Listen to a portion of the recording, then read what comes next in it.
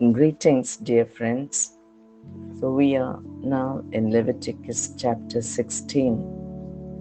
And in this chapter, we read that Moses, according to the instruction he received from God, he instructs Aaron to atone for the sins, his own sins, the sins of his family, and of the nation.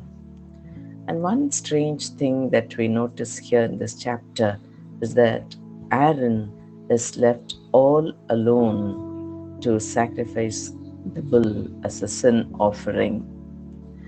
Nearly 29 to 30 times we read in this chapter that Aaron must follow, Aaron must bring a young bull, Aaron must put on his own linen. Aaron must tie the linen. He must bathe. He must take the community of Israel. He must take two male goats, and he will do this. He will do that. It goes on like that. It's very strange.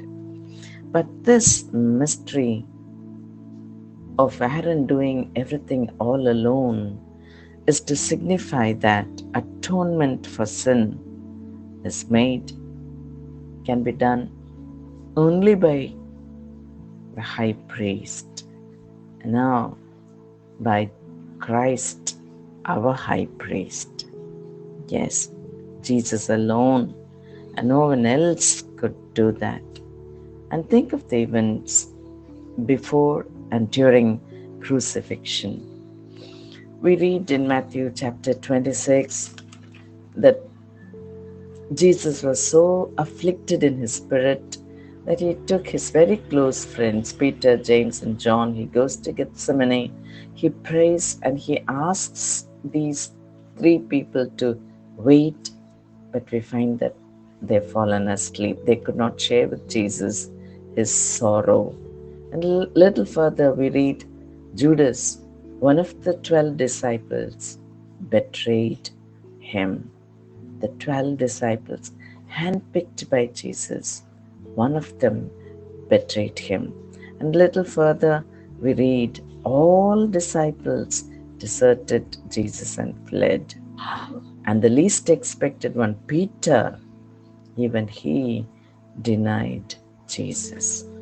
Looks like God would have it this way, that Jesus would be left alone without assistance. Yes, there will be times in our life when we will be left all alone, afflicted in our spirit, with sorrows overwhelming us, and the only remedy is going to the Lord in prayer, praying alone. When we are alone with God, we can be just honest.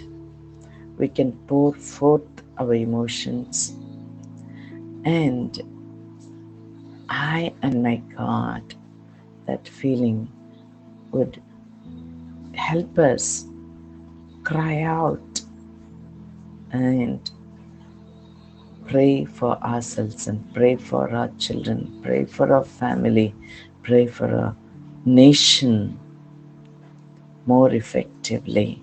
Corporate prayer is good, but nothing like me, I and my God, being alone with God and praying. Remember Hannah? She was so humiliated, afflicted. The barren womb cried out to God all alone. She went into the tabernacle. She prayed. That again is a powerful example of praying alone. Yes, my friends, praying in the church, praying with friends is good. We must always take time to be alone with God, pouring forth our heart, and the divine spirit from above will strengthen us and give us the courage that we need to to face the world. Amen.